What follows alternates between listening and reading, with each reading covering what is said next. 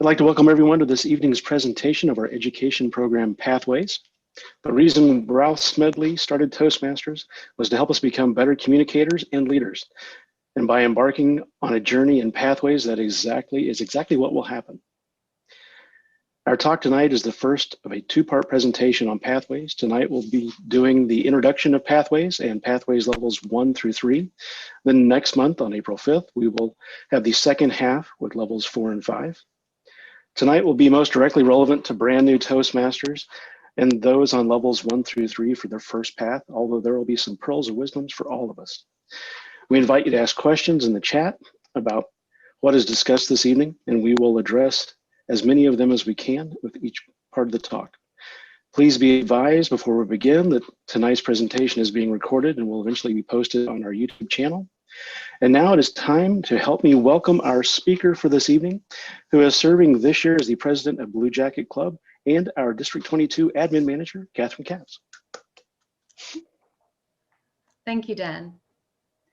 Good evening, everyone, and welcome to Pathways. The format tonight is going to be that I will give an introduction to Pathways, followed by a little Q&A. Then I'll give a breakdown of levels 1 through 3, followed by a little more Q&A. The main target audience for the first part is anybody just getting started in Pathways, and the main target audience for the second half will be those who are in levels 1 through 3 of their first path, but I'm guessing there'll be a few helpful hints for all of us. As you already heard, your questions are going to be monitored by our Toastmaster, Dan, and he'll then read some of them aloud to me. So please feel free to ask anything you want to in the chat. And I do have a few people present tonight that I have asked to step in and help me answer any question that I get stuck on or don't have a full answer to. So I am now going to see if I can share my screen with you all. Toastmasters Pathways Learning Experience. And the first two of the parts that you see listed here are what we're going to be covering tonight. The 3 ones after that will be for next month, as Dan just mentioned. So, introduction to Pathways. So why is the education program even called Pathways? Because it's a journey, of course. It takes you from the place where you are now as a communicator to the place you dream of being one day, or I'm finding even beyond that, to a place where you hadn't even been able to guess that you could get to or picture. So this introduction is going to be an overview to what Pathways offers. The 11 paths. You're probably already familiar with these, all the way from dynamic leadership through team collaboration.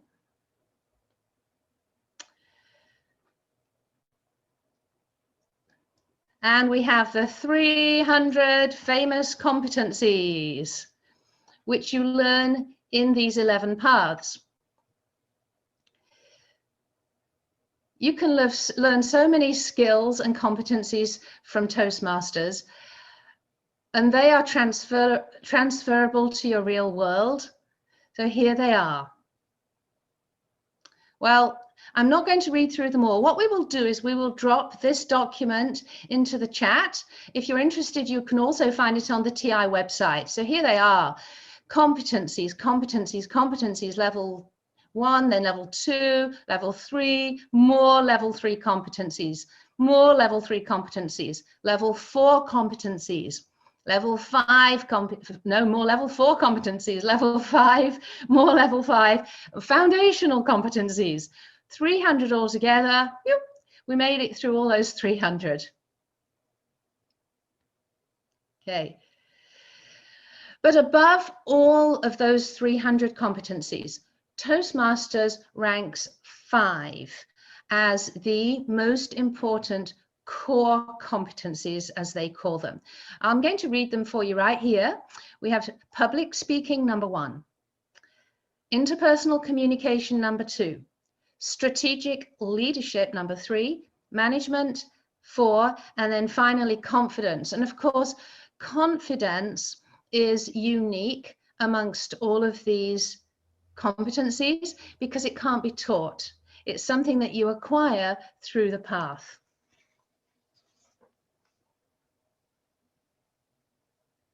Oh, I was also going to say, with regard to those 5 competencies, that they are not the same thing. Do not confuse them with the levels of a path. They're not one and the same things. They don't really correspond with each other. Now moving on to the paths themselves. So first, how are you going to choose a path? How are you going to find one that's a good fit for you?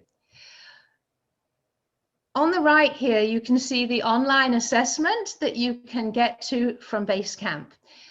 And if you take this assessment, it will lead you to choose a path that's probably a good fit for you. I found a path that resonated with me, and I have no regrets of that first path that I did. As a side note, when I found Toastmasters, I'd been looking online at university courses. I was thinking I would have to go back to school, spend thousands of dollars, maybe get a master's degree, and instead I found Toastmasters. That was 3 years ago.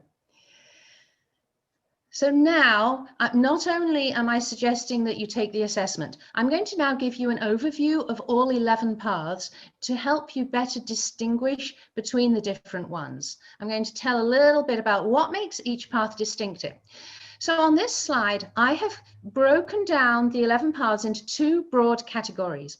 On the left, you can see the more communication-focused paths, and on the right, the more leadership-focused paths. I'm going to talk about each one of those right now. We have, first of all, presentation mastery, straight up communication with a focus on becoming a public speaker. So they say that if you don't know which path to start with, why not begin here? Engaging humor, straight up communication again, and this time with an emphasis on making people laugh and having a good time. Strategic relationships. Now, yes, you do see a leadership component to this path, but I've ranked it with the communication paths because it's leadership specifically in communication. So this path is all about relationships, about understanding people, building connections, figuring out social media. That was a biggie for me. I finally got on LinkedIn. Isn't that clever? Effective coaching. This is also a leadership-oriented path, if you like, but it's leadership in one-on-one communication. So I've ranked it right here at the beginning of the leadership paths. It's more communication. It contains a little leadership, but in one-on-one communication. All right, visionary communication, that says it all. So a communication path with an emphasis on speech writing and delivery. You build your skills as a communicator who has some kind of a vision and wants to communicate that vision. Now, persuasive influence. So we do move more over now into the leadership side. You build skills as a leader who needs to get skeptics on board and persuade people of their point of view. Do you like Reagan here? He was a super persuasive leader. Very clever. He started out as an actor, by the way. Next, we have dynamic leadership. Okay, contained in the title, we have the word leadership. You build skills, generic leadership skills, and you then it leads to a final project where you apply those leadership skills. Innovative planning. So this is leadership, again, with an emphasis on what would I say? It's an emphasis on managing a project. So I used one of the projects in this path to help me organize a virtual wedding shower for my daughter. And the project really helped me. It gave me just that poise that I needed to pull that off. That was exciting. Leadership development. The title speaks for itself. The emphasis is on team leadership, and the path culminates in the planning and execution of an event with a team. Motivational strategies emphasizes the dynamics of motivation, figuring out how your team is wired so you can keep them in the game, so to speak. And then finally, team collaboration, where you are collaborating with a team. And that focuses on leading part of a team. That was all 11 paths. Here they are again, all 11 of them, each with its different emphasis. So I'm going to be talking later about how to customize your path to make it fit you and your life even more. I'm going to stop sharing my screen now for a minute. We'll now spend a few moments doing Q&A. So Dan, over to you. Do you have any questions in the chat that people would like to ask? Not yet, so please send in your questions. Okay.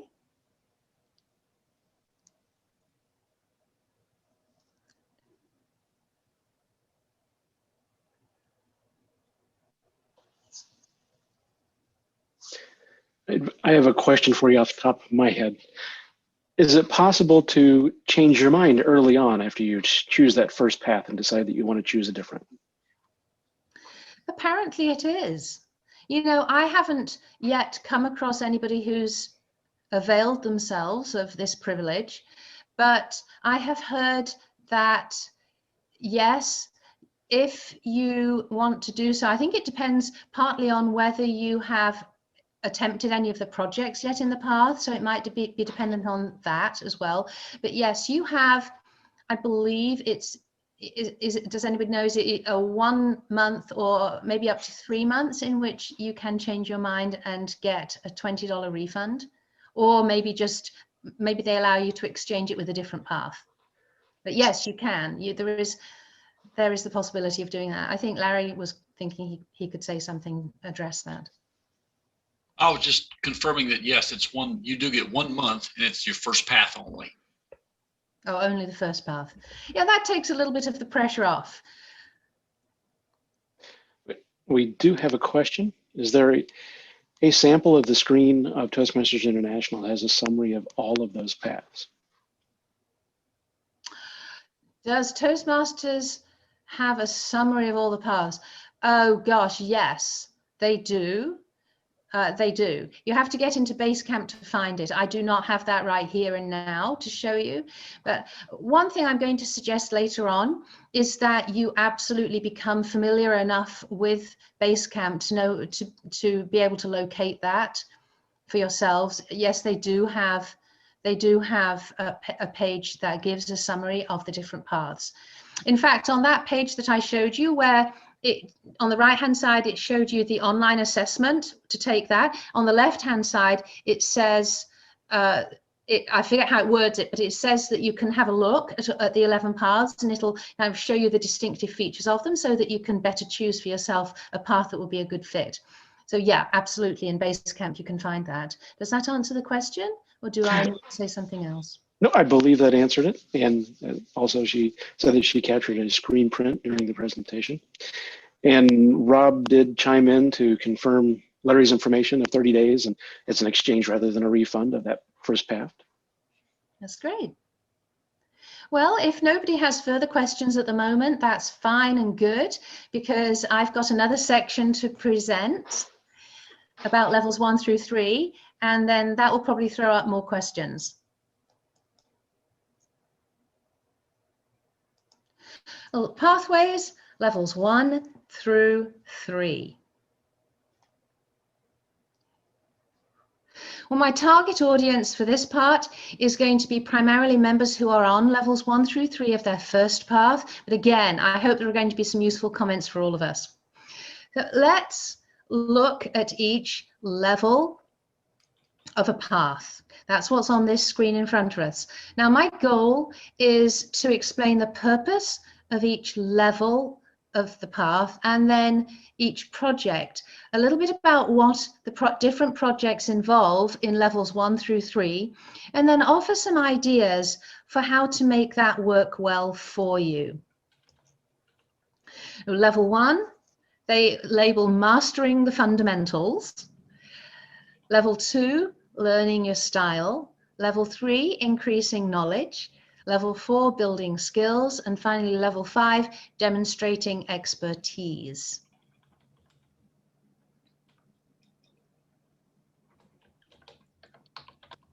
Right. Here we have what you see when you get into base camp and you are looking at your path. You will see this screen. And this one is level 1. This was my presentation mastery path. This was my level 1, which is about mastering the fundamentals. Now, first comment. In level 1, all of the 3 projects are going to be repeated regardless of which path you do. We have the icebreaker, which is designed to introduce you to 2 things. It introduces you to your club, and then it introduces you to the skills you need to begin your journey. Second project, evaluation and feedback, 3 parts. You give a speech, you receive feedback and apply that feedback to a second version of that same speech or to a different speech if you prefer. And then you turn around and you evaluate somebody else. The whole purpose of this project is to introduce you to the power and the importance of evaluation and feedback, how to give it and how to receive it. Then the final project for level 1, researching and presenting. It addresses strategies for selecting a topic, for conducting research, and for producing a well-organized speech. So that's 3 projects, and you'll be repeating them regardless of which paths you do. Okay, level 2. This was taken from my innovative planning project, it looks like. Again, 3 projects, and only one of these 3 actually is the same across all paths. That's the 3rd one you see listed here, the Introduction to Toastmasters Mentoring. It introduces the value of mentorship and the Toastmasters view of mentors and mentees. Also, there will be 2 other required paths for level 2. 2 other required projects, sorry, for level 2. So each path requires either one or both of communication styles or leadership styles.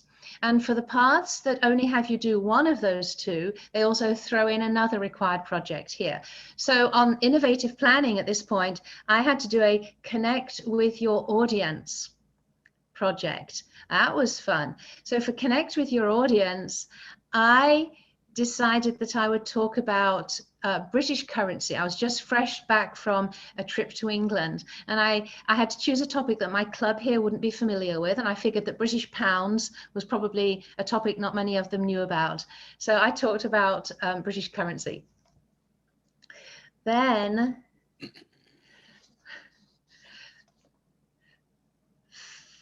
I could just tell you a couple of other projects that you might have to do. If you're doing presentation mastery, for example, then you have to do effective body language at this point. If you're doing strategic relationships, you do cross-cultural understanding at this point. All right, now level 3. Now we're going to be camping out on level 3 just for a little while, because this is where the paths start to get more distinctive. So this is what they call increasing knowledge. This level they call increasing knowledge. Again, 3 projects. Now, one of the 3 is going to be unique to this particular path. Here you see it's presenting a proposal. That was in innovative planning. What I did was, you'll laugh at this, I wanted a green lawn outside my house. So I decided I was going to go ahead and use this project, present a proposal to propose to our homeowners association that they would go ahead and organize and pay for us to have grass seed sown outside of the houses wherever there was some bare patches of earth. And I actually did. I presented this in one of the monthly board meetings, and I used this project to really give me the poise I needed to know how to do it. You know, so it was powerful. Pathways can be a powerful thing. Then, oh, again, I was going to say there are 3 projects. So you have your required one that's unique to the path. And then you have to pick a couple of electives. This gets to be so fun. So this is where we're going to now examine the electives. Do you see here where I put the big red arrow? That shows you the 14 electives you can choose from for this level. This is the 14 right here. And I'm going to pick those apart one by one right quick. So first off, we have active listening. Okay, active listening. At a club meeting, you listen carefully to the table topics, and then you give feedback to each speaker to show that you've really listened carefully. So, for example, let's suppose that somebody gives an impromptu talk about gardening. You might say something like, "Thank you. That was a compelling opinion on the benefits of gardening. I understand you feel strongly that everyone needs to spend some time out of doors doing something they love." Connect with your audience. Write a speech on a topic that most people in your club probably don't know much about, and adjust to how they are responding to your talk. So I just said I did the British pound talk for this one. You know what? While I was giving the talk, I made a mistake. So I mentioned that the British pound is one of the, no, I think I said it's probably the oldest currency in the world. I think I'd read that somewhere in my research. Well, I noticed somebody in the club kind of bristle a little bit at that. And I realized he's from another ancient culture in the world.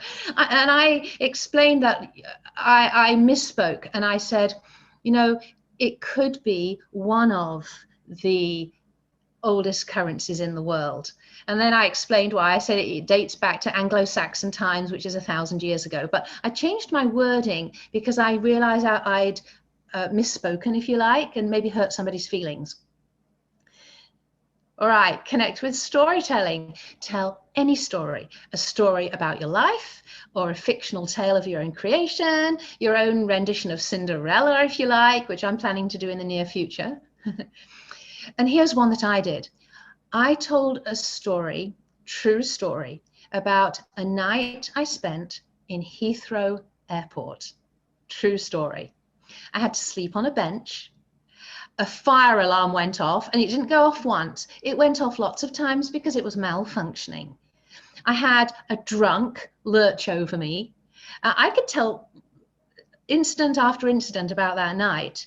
And you know what I was thinking? As fellow Toastmasters, you know what I was thinking when I spent that night in Heathrow Airport? Can you guess? I was thinking, this will make a great speech one day. And it did. Creating effective visual aids can be like a show and tell. One time, somebody who was explaining how to make a recipe brought in the ingredients for that recipe into their club, for example. So, you know, when you bring in physical anything to show, it kind of adds another dimension.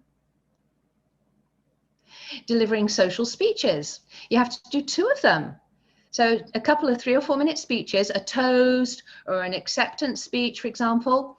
I once saw a pretend toast done at a club meeting. The guy was going to have to offer a toast at a wedding. He even had a champagne glass with some bubbly liquid in it. Well, that was his show and tell. That was his visual aid, if you like. effective body language, you prepare a speech that lends itself to gestures, you know. I talked about, when I did this, I talked about the contrasting nature of unhelpful body language versus helpful body language.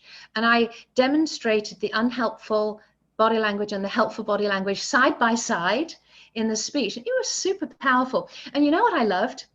That as part of the project, you have to, it's required that you record yourself. And then you obviously have to look at it, which is a little painful to do sometimes. But it was so interesting to see how when I corrected an unhelpful gesture or body language, how it really did make a difference to the presentation of the speech. It was very eye-opening. Focus on the positive.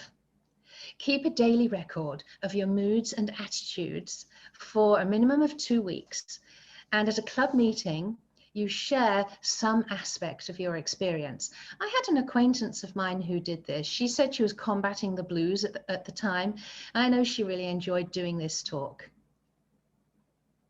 Inspire your audience speaks for itself. You get to pretend that you're somebody like Tony Robbins or Zig Ziglar or somebody. So as Toastmasters, we probably deep down would all love to be able to do this.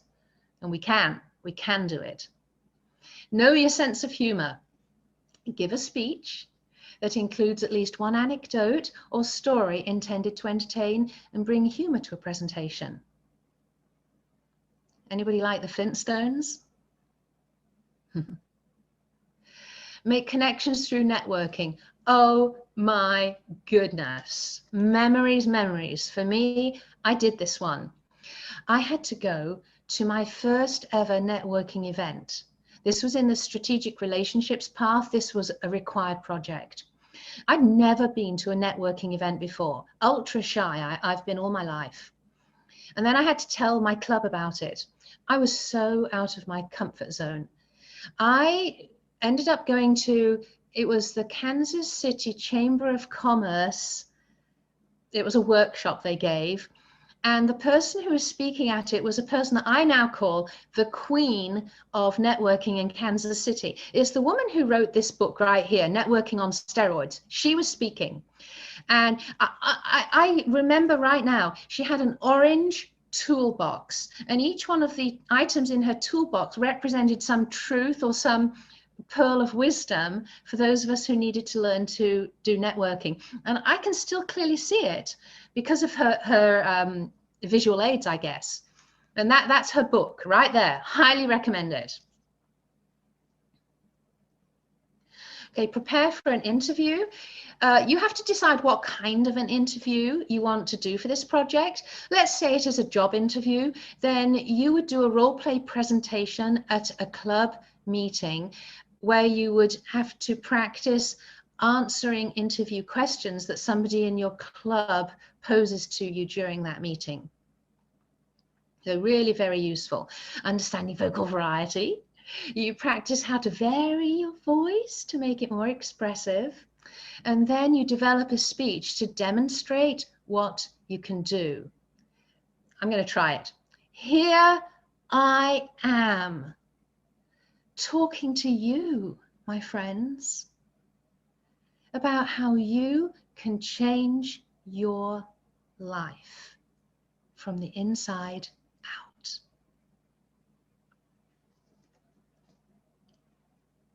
Okay, using descriptive language. Make your language evocative of what you would pick out using your 5 senses. So you use your 5 senses. What would your 5 senses be telling you in a situation? And then you put that into language. So I've got a sentence here. It's just an example. The sunset filled the sky with a deep red flame, setting the clouds ablaze. I like language. And finally, I think this is the last one, using presentation software. Ta-da! I'm doing it. I'm doing it. I'm doing it. This is what you're witnessing even as I speak. I just hope it's not too dry of a presentation.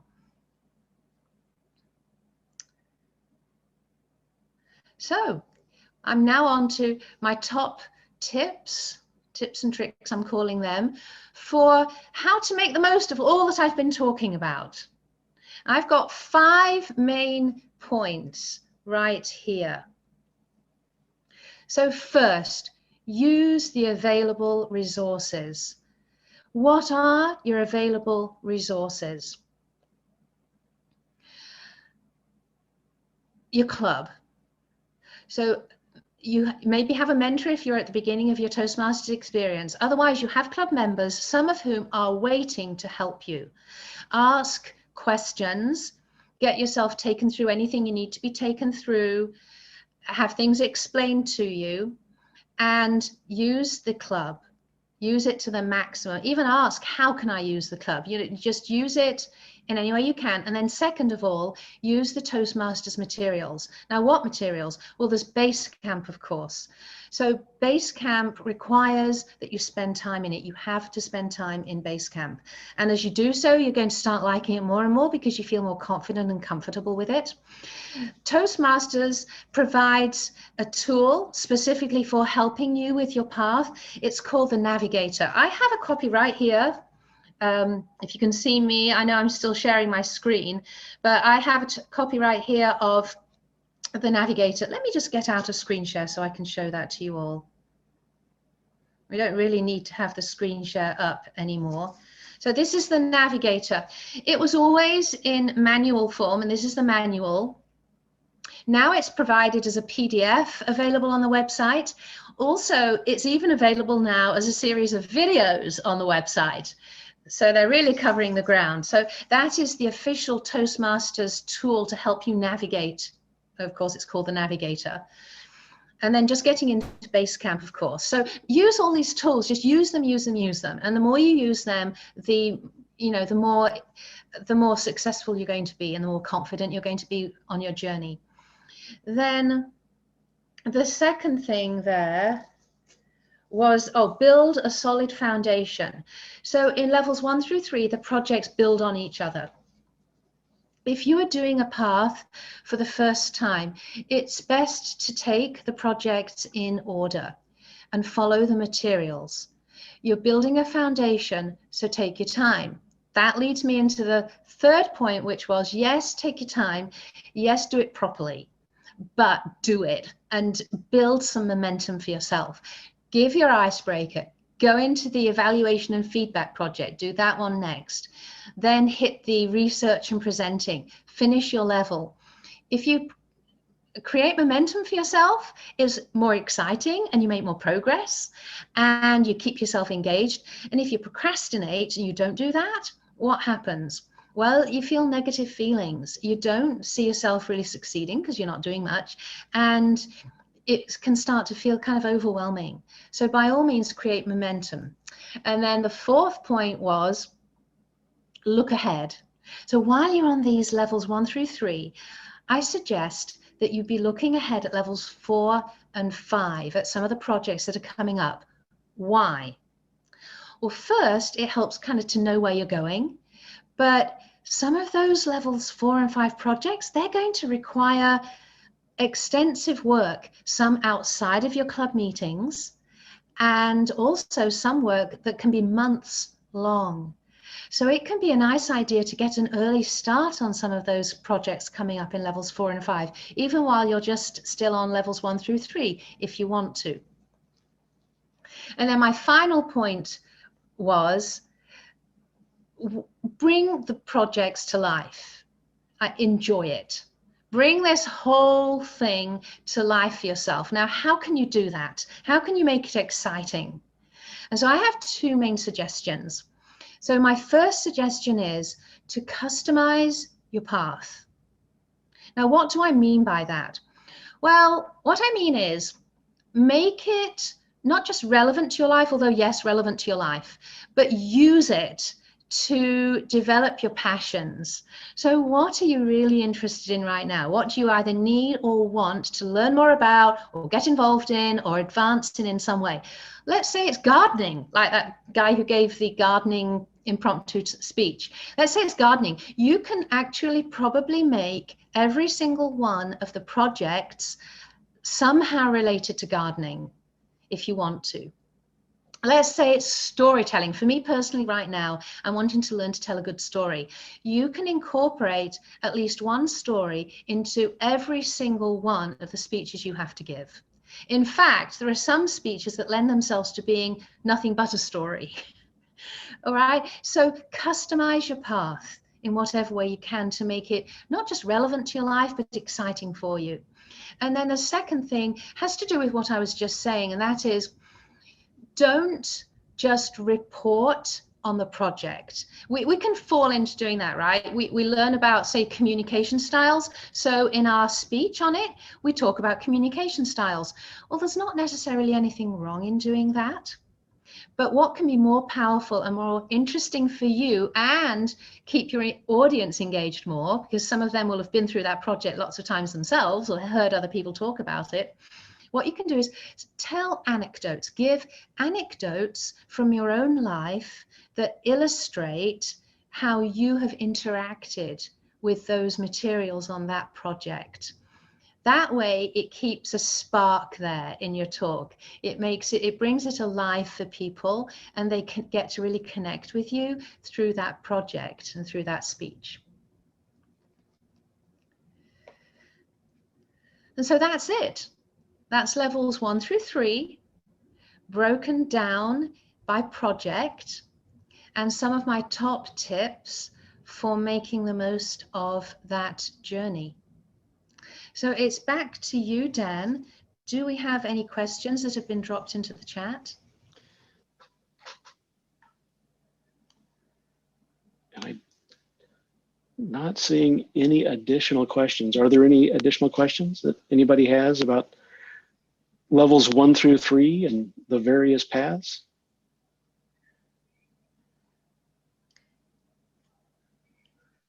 If not, I have a question of my own to ask other people. Please do. I would be interested to hear from any of you. What was either your favorite levels 1 through 3 project, or, and I don't mean your favorite, I mean for you, like what was your best experience? What have some of your good experiences been with the project? Like, tell about a project that worked really well for you. What was the subject of it? Like, what did you have to do? What happened?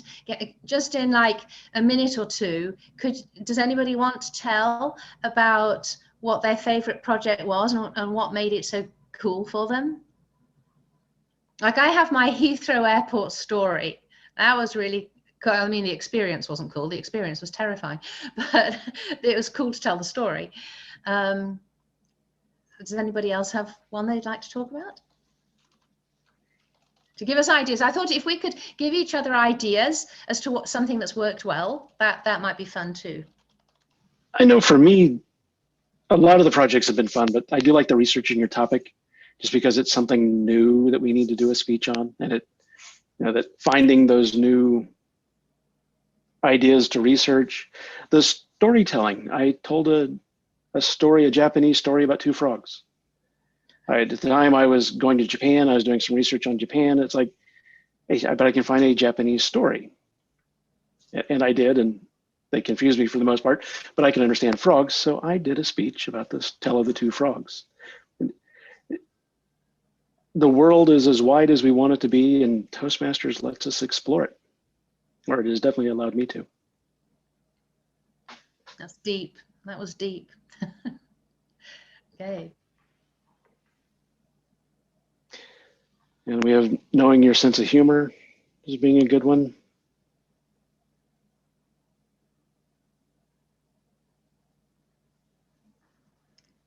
The project that I liked was also the research one.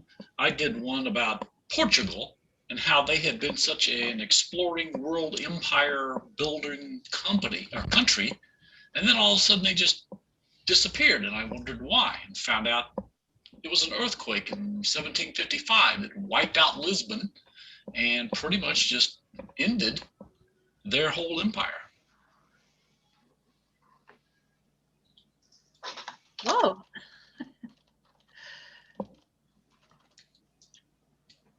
That's cool.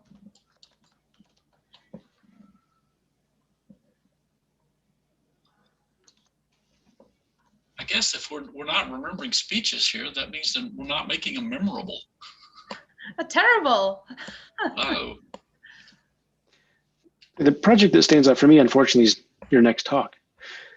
There's one where you work with the VP of Education to find people that will actually stage in the audience and interrupt you in various ways, to challenge you as you present, which I thought was a lot of fun. But I think that's a level 4 elective. Right.